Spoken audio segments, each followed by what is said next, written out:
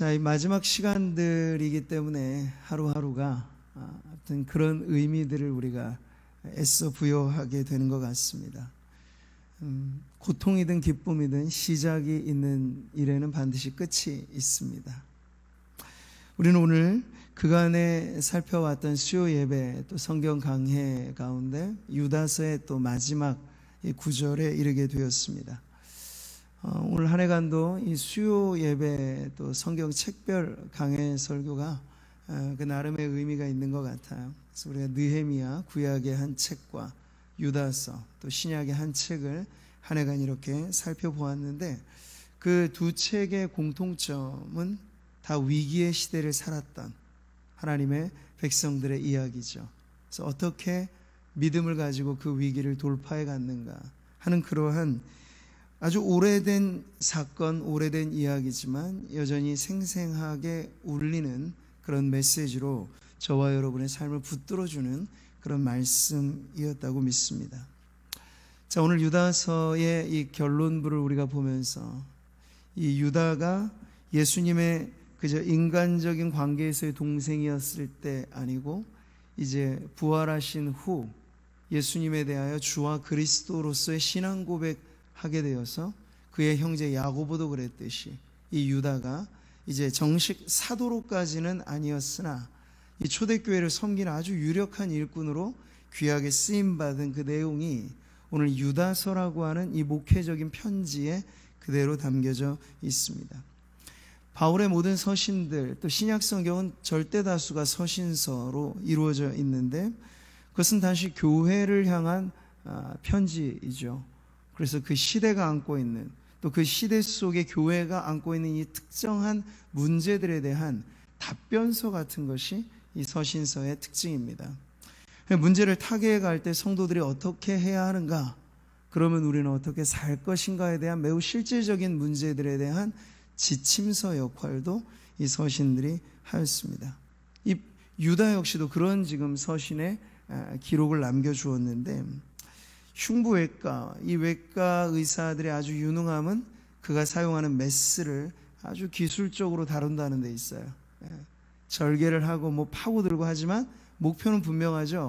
문제되는 이 환부를 도려내기 위해서 메스를 사용할 줄 아는 사람이 바로 유능한 외과 의사인데 지금 유다가 자신의 필체에 담긴 이 서신을 통해서 당시 교회를 혼란시켰던 그 문제거리의 집단들, 바로 거짓 교사들의 이단적인 가르침을 환부를 도려내듯 그렇게 아주 날카로운 필체로 이것을 잘라내는 내용이 바로 유다서에 담겨져 있습니다. 그래서 우리가 25구절로 이루어진 이 짧은 서신이지만 이 서신의 무게감은 그 필체의 단단함에 맞게 매우 묵직하게 달려오는 것을 느낍니다.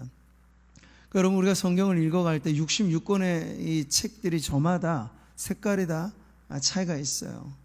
이 모든 성경은 성령의 영감으로 오류가 없이 쓰여지게 하신 것이죠.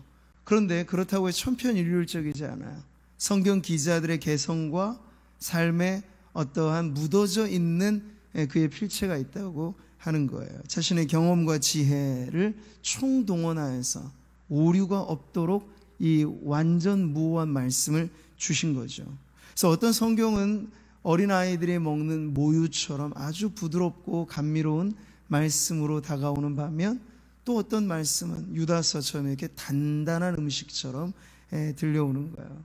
여러분, 가재나 게 요리, 뭐 랍스터 이런 거 먹으면 어떻습니까?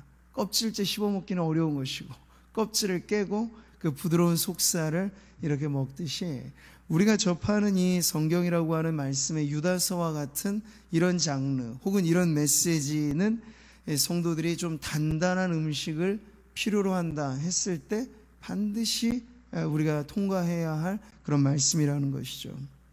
히브리서 기자는 이러한 성경을 음식에 비유할 때 이렇게 말씀하였습니다. 같이 한번 읽어보죠. 단단한 음식은 장성한 자의 것이니 그들은 지각을 사용함으로 연단을 받아 선악을 분별하는 자들이니라. 우리가 유다서를 읽어내면서 또 앞으로도 계속해서 성경을 우리가 대해 갈 때 편식하지 않고 이 단단하게 느껴지는 이 강직한 말씀에 있어서도 구약의 사실 선지서들을 우리가 대하면 그런 메시지가 아주 얼마나 많이 담겨져 있는지 몰라요?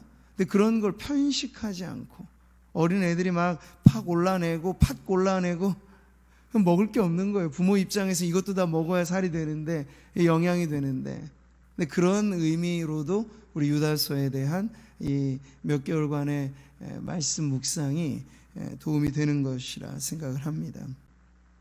자, 오늘 유다서는 이제 대미를 장식하는 마지막 결미에 이르러서 우리가 영광의 노래라 부르는 송영의 내용으로 이제 끝을 맺습니다. 자, 24절 말씀 같이 한번 읽어보죠. 능히 너희를 보호하사 거침이 없게 하시고 너희로 그 영광 앞에 흠이 없이 기쁨으로 서게 하실이. 하나님에 대한 이 송영을 시작하면서 수식하는 이 말들 속에는 성도들에게 확신과 소망을 불러일으키는 말씀을 주고 있는 거예요. 자, 유다서의 핵심의 본문 안에는 거짓 교사들에 대한 아주 질타 어린, 때로는 하나님의 진노를 쏟아붓듯이 심판을 경고하듯이 아주 무시무시한 말씀들이 여러 예증들을 통해서 드러나 있죠.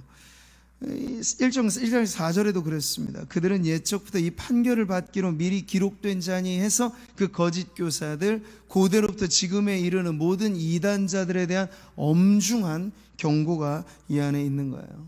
이럴 때 유다는 마치 기소하는 검사처럼, 그리고 최종 판결을 내리는 판사처럼 양보함 없이 밀어붙이는 그러한 말씀을 주고 있는 거죠. 문제를 지적하고 판단을 내리는 겁니다. 근데 자칫 이런 날카로운 이 말씀이 들려질 때 성도들에게는 간접적으로 경고의 메시지가 돼요. 경계를 삼을 수 있는 메시지가 되는데, 이걸 또 너무 이쪽으로 보다 보면은 이 칼끝이 향하는 것은 거짓 교사들, 이 영혼의 대적들인데, 성도들이 이 말씀을 대하면서 잘못 두려움을 심하게 가질 수도 있는 거죠. 이 말씀의 검이 공격하는 건 사탄 마귀와 그 휘하의 잔당들인데, 이런 말씀들을 보면서 여린 성도들은 오히려 주눅들고 위축당하는 그런 어려움이 생길 수도 있어요. 여러분, 옛날 어린 시절에 보면 동네마다 사실 막 그 방역차들이 다녔죠.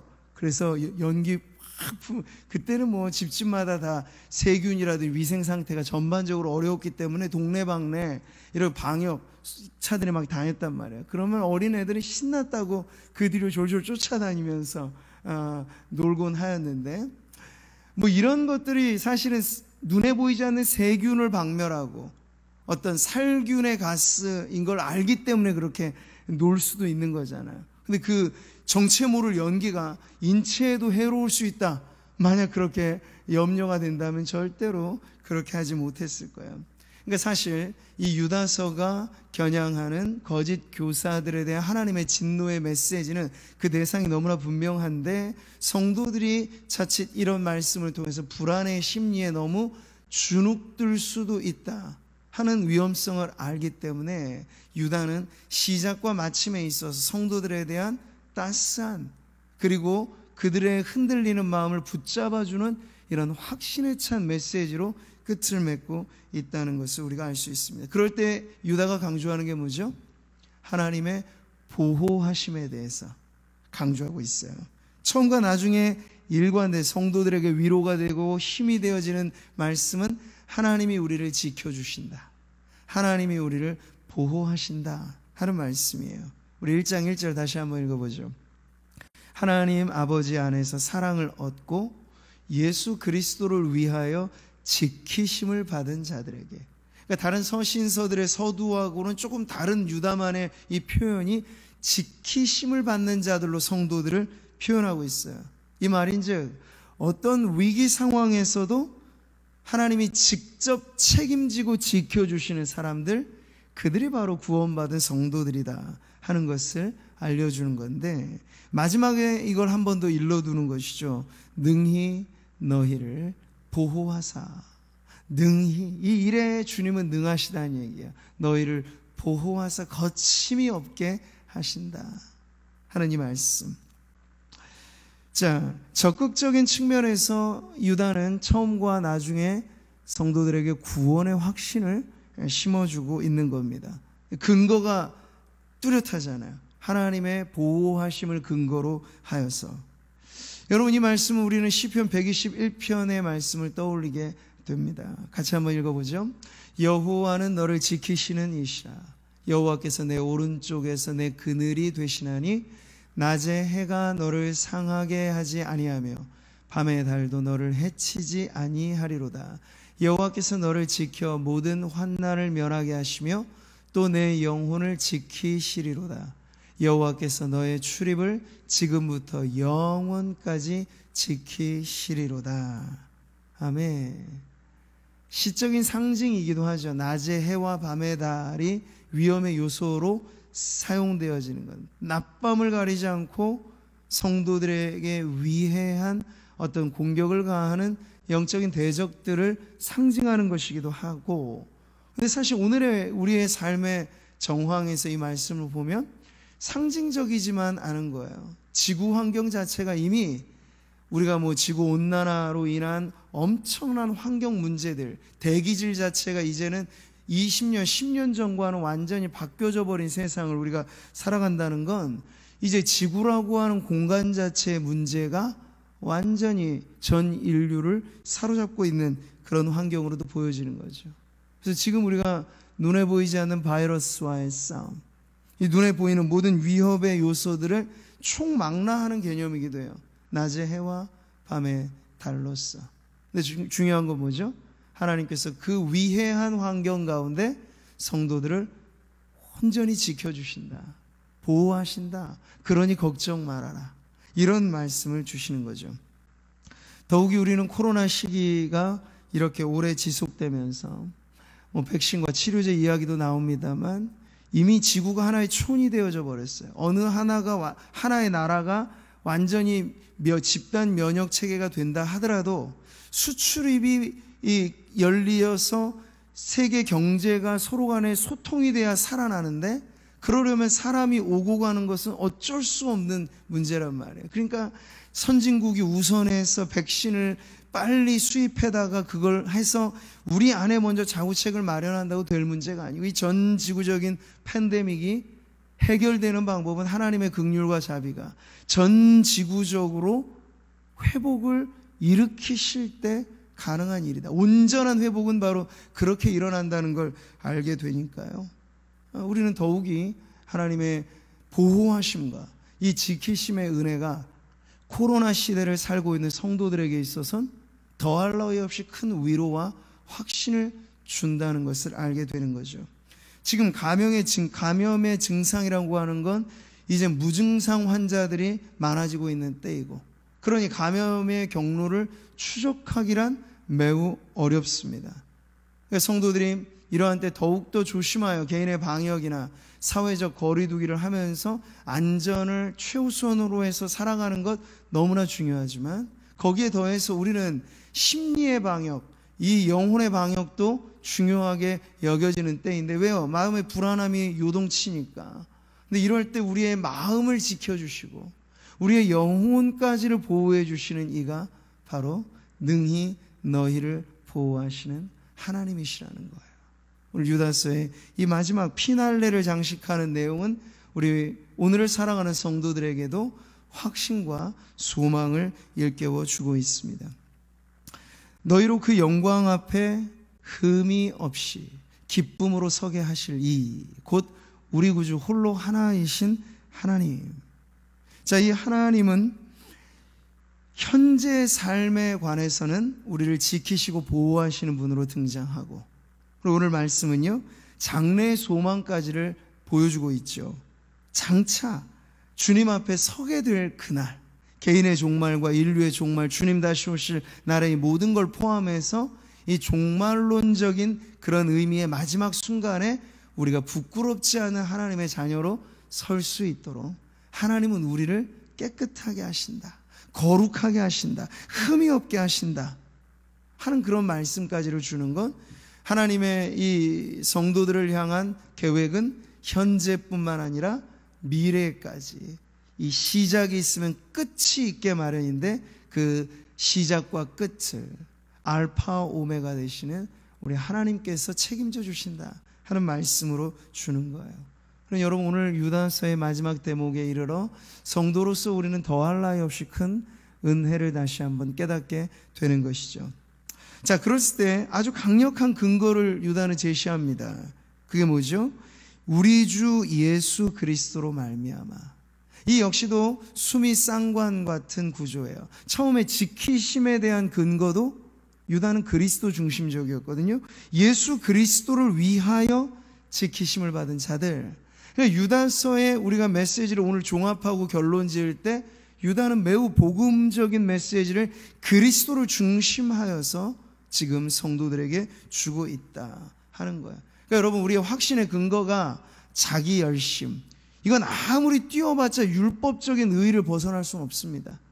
그런 정도의 의의는 뭐냐면 잘할 때는 좋지만 넘어질 땐 와장창 무너져 버리는 거예요. 근데 복음적인 의의는 그렇지가 않아요. 시작부터 우리를 구원하시되 우리의 행한 바 의로운 행위로 말미암지 아니하고 그리스도의 피 흘리신 그 십자가의 공로가 우리를 구원의 자리로 인도하셨다는 것에서부터 이미 시작하기 때문에 로마서의 말씀을 이것을 바꾸어 간다면 이런 질문이죠. 누가 우리를 그리스도의 사랑에서 끊으리요? 이게 무슨 의심에 찬 질문이 아니고 결코 그럴 것이 없다라고 하는 확신에 찬 반문 아니에요? 어떤 피조물이라도 여기 안에 여러분 모든 걸 다 집어넣어 보는 거죠. 눈에 보이는 적들이나 눈에 보이지 않는 적들, 위한 환경이나 이 모든 바이러스의 시대를 포함한 모든 문제들을 이 안에 집어넣어도 우리는 담대하게 말할 수 있는 거예요. 우리 같이 한번 읽어보죠.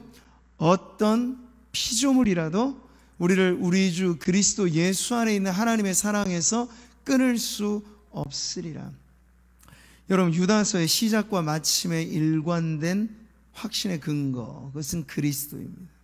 여러분의 구원의 확신이 자기 열심, 자기 노력이 아닌 그리스도를 중심으로 한 그러한 확신이 될 때 흔들림이 없게 되는 거예요. 더 견고하게, 더 거침없이. 장애물이 있어요? 그러면 그걸 뛰어넘는 게 성도들의 믿음인데 그걸 뛰어넘게 하는 그런 담대함을 주 안에서 갖게 될 줄 믿습니다.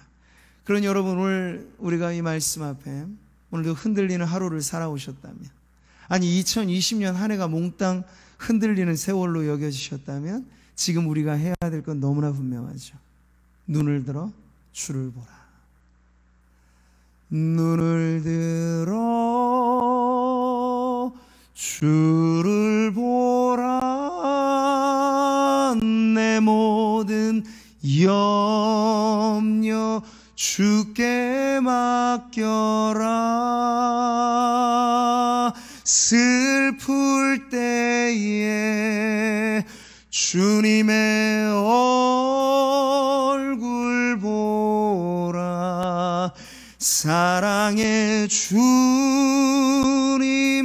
안식 주리라.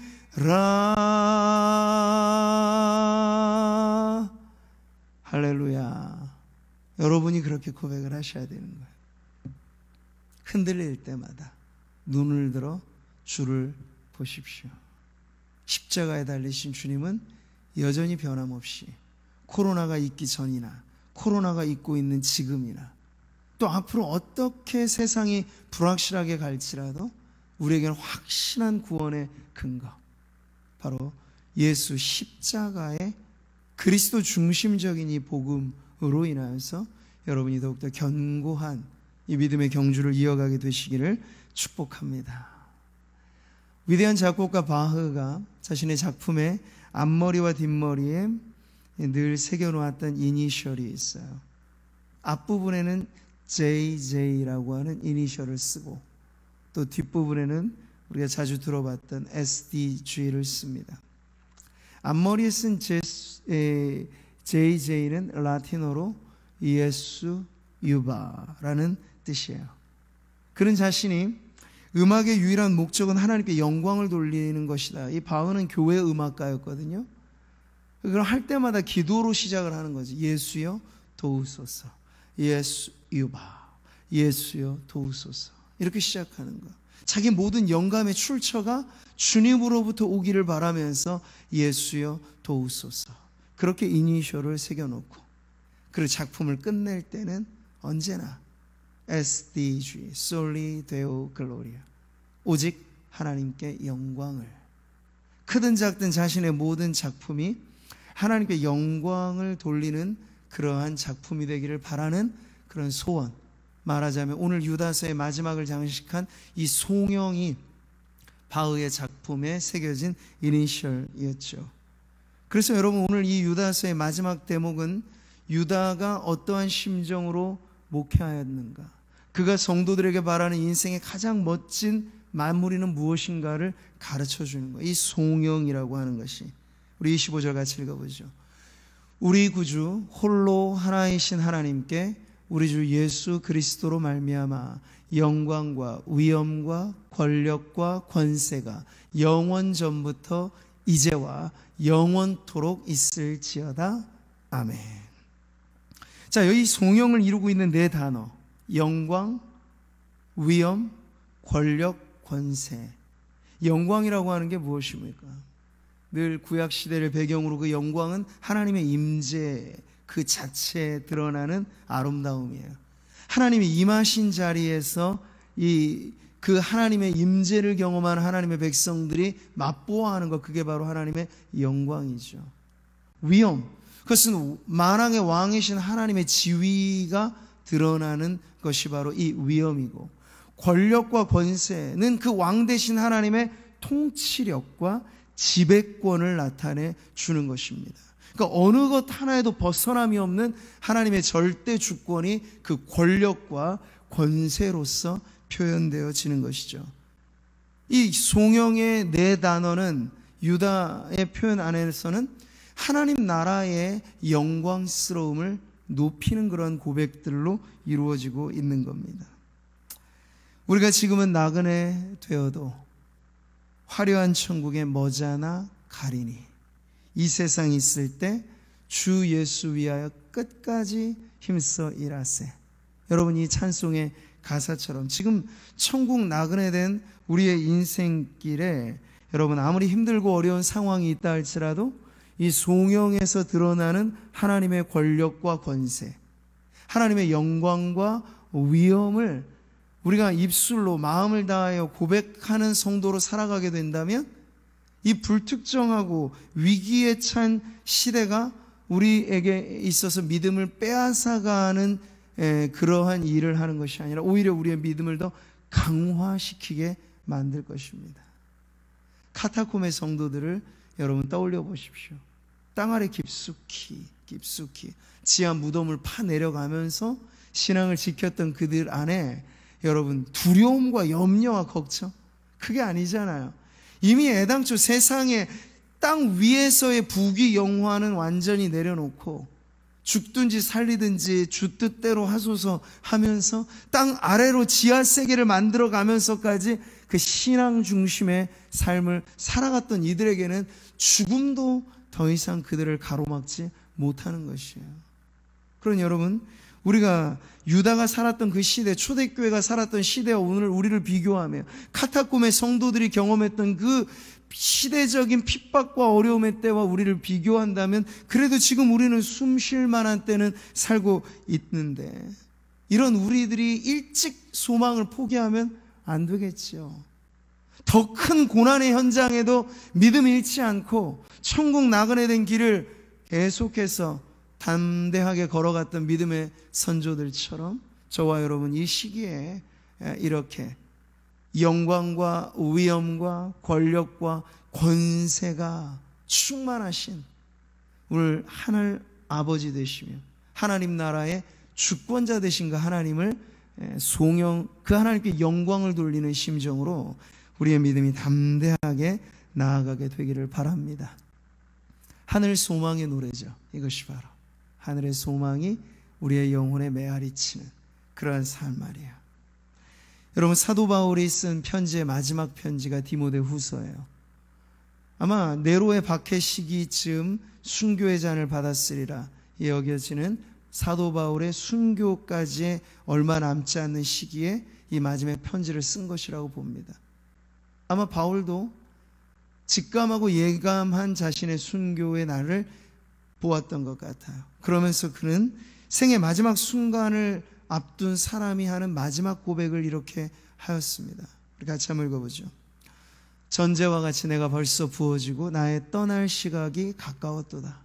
나는 선한 싸움을 싸우고 나의 달려갈 길을 마치고 믿음을 지켰으니 이제 후로는 나를 위하여 의의 면류관이 예비되었으므로 주 곧 의로우신 재판장이 그날에 내게 주실 것이며 내게만 아니라 주의 나타나심을 사모하는 모든 자에게도니라. 아멘. 여러분, 종말을 앞둔 인간이 할 수 있는 이 마지막 유언 같은 말씀치고는 너무 비장하고 너무 담대하게 들리지 않습니까? 어떻게 이렇게 할 수 있었을까요? 죽음 앞에 누구나 흔들리기 마련인데, 죽음 앞에 누구나 두려워하는 것이 사람의 본성인데, 근데 죽음 앞에서도 두려워하지 않고 이렇게 영광스러운 고백으로 마치 유언처럼 자신의 신앙을 고백하였던 바울이 그럴 수 있었던 것은 바울의 생애를 붙잡았던 그 인생의 하나의 키워드가 되었던 복음, 그 복음의 능력이 이 모든 것을 가능하게 한 것이죠. 사랑하는 성도 여러분, 유다서의 마지막은 하나님께 영광을 돌리는 노래 안에 이 복음을 다시 담아놓는 것입니다. 절대 주권자이신 하나님만 의지하라. 그러면 하늘의 소망의 노래는 우리의 삶의 시절이 어떠하든 계속해서 우리의 인생의 노래가 될 것이다 하는 것을 지금 보여주고 있는 것이죠. 자, 오늘 우리 유다서의 대미를 장식하는 이 송영을 한 해 마지막 수요 예배의 자리에서 살펴보면서 저와 여러분의 이 마지막의 고백이 무엇이어야 될지가 너무 분명해지죠. 이제 내일이면 카운트다운이 되는 겁니다. 2020년 12월 30일이고 이제 내일 31일이고 새벽 예배도 마지막이 되어지는 이 모든 마지막의 종소리가 울려 퍼질 때 여러분의 고백이 무엇이 되어야 하겠습니까? 송영, 영광의 노래가 우리의 한 해의 마침표가 되기를 바랍니다. 더불어 우리의 인생도 하나님 앞에 서게 될 어떠한 요 근래 들어서 우리 장례를 많이 경험합니다. 그럴 때마다 저는 장례를 집례하며 발인 예배나 이런 예배를 인도할 때 언제나 유가족들에게는 소망의 메시지를 주어요. 예수 믿다 한평생 살고 주님 앞에 돌아가신 주님의 품에 안기신 고인은 이미 우리보다도 더 좋은 나라, 비교할 수 없는 하나님의 나라에 들어가셨음을 확인시켜 드리면서 이제 남아있는 이 땅의 가족들로, 이 땅의 성도들로 우리는 그러면 어떻게 살 것인가? 장례식 때마다 우리가 얻게 되는 인생의 교훈은 바로 그런 것 아닙니까? 아, 내게도 그날이 다가오고 있구나. 메멘토 모리라 말하는 죽음을 기억해야 하는 인생으로 우리의 마지막이 어떠해야 될까를 늘 상기시켜 주는 것이죠. 그럴 때 여러분, 우리의 인생의 한 해를 마무리하는 이 시점이나 혹여 우리가 인생의 어떠한 마지막을 맞이하게 될지 우리는 그날과 그때 그 방법을 모르지만 그때를 대비하여도 오늘 유다서의 이 결론의 메시지가 저와 여러분의 인생의 고백이 되기를 바라고 신앙의 마침이 되기를 바랍니다. 하나님께 영광, 오직 하나님께 영광의 노래로 말이에요. 영원 전부터 이제와 영원토록. 여러분, 이건 시간을 뛰어넘는 하나님의 영원함에 대해서 보여주는 내용이죠. 태초에 천지를 창조하시기 이전을 영원 전부터라고 표현하는 건데 우리의 이성으로는 알 길이 없는 시간조차 창조되지 않았던 그 영원함에 대해서 지금 말씀하고 있어요. 우리가 꼭 알아가고 경험하는 세상은 딱 중간에 있는 현재밖에 없죠. 이제와 아담의 창조 이래로 인류의 역사가 꽤나 오래 길게 우리는 느껴져 왔는데, 근데 여러분, 그 찰나와 같은 이제라고 불리는 인간의 역사도 영원 전부터 영원토록 변함없으신 하나님 안에서는 딱 일정 구간에 포함되어진 이야기라는 얘기예요. 그러니 우리는 이 구간도 확실하지 못해서 발을 동동 구를 때가 많고, 전 인류 역사가 아니라 개인사의 한 해, 두 해의 문제를 가지고도 불안에 떨어질 때가 많은 우리들인데, 여러분, 이 송영의 노래는 영원하신 하나님께로 우리를 불러드립니다. 그럼 여러분 안에 불안하게 만드는 인생의 어떠한 문제들도 영원전부터 영원하신 하나님 안에서는 이미 시작과 마침이 있는 이야기라 하는 걸 가르쳐 주면서 우리의 인생을 살아가라고 말씀을 하시는 거예요. 하나님은 영원한 현재라고도 말씀을 하고, 그 이야기는 우리와 동행하시고 함께 하시는 하나님을 보여주시는 것인데, 근데 그 하나님과 동시에 하나님은 시간 세계를 초월해 계신 초월자이기도 한 것이에요. 그러니 여러분, 우리가 이 세상이 어찌 돌아가는가, 앞으로의 세상 어떻게 예측할 수 있겠는가, 이 모든 것에 이제 미래학자들은 사실은 펜을 거의 내려놓은 상태예요. 포스트 코로나라는 말도 하였지만 포스트 코로나 자체가 아직 성립되지 않았기 때문에 계속해서 마치 장님 코끼리 만지듯이 그렇게 더듬거릴 뿐입니다. 근데 성도들은 알아요. 뭐 물가지수, 경제지수가 어떻게 올라갈지 말지에 대한 예견을 말하는 게 아니고, 아무리 이 세상이 뒤죽박죽 힘들고 어려워도 하나님이 시작하신 이 하나님 나라의 이야기, 하나님 나라의 역사는 반드시 하나님이 끝을 맺으실 거라, 종지부를 찍으실 거라 하는 것을 우리가 알기 때문에 불안하지도 염려하지도 두려워하지도 말고, 우리가 결승선을 향하여 달려가는 성도들에게 들려지는 이 유다서의 마지막 메시지가 응원가처럼 부르고 있는 거예요. 그러니 성도들이여 힘을 내십시오. 이제 고지가 얼마 남지 않았습니다 하면서 우리를 구름같이 둘러싼 허다한 증인들이 우리를 지켜보는 가운데 이 경주를 해 나가고 있다는 사실을 여러분 잊지 마시고, 그렇게 영원전부터 영원토록 변함없으신 하나님께 기대어 우리의 구원의 확신도 어제와 오늘과 내일이 변함없는 확신을 이어가시는 우리 성도님들 되시기를 주님의 이름으로 축복합니다. 오늘 한 해의 마무리, 이 송영의 노래로 끝을 맺듯 저와 여러분의 개인의 삶도 하나님께 오직 영광이라, 오직 감사라, 그렇게 고백하면서 내일 송구영신 예배에 우리가 이를 때까지 그렇게 여러분의 모든 고백이 이 송영이 담긴 신앙의 고백이 되시기를 주님의 이름으로 축복합니다.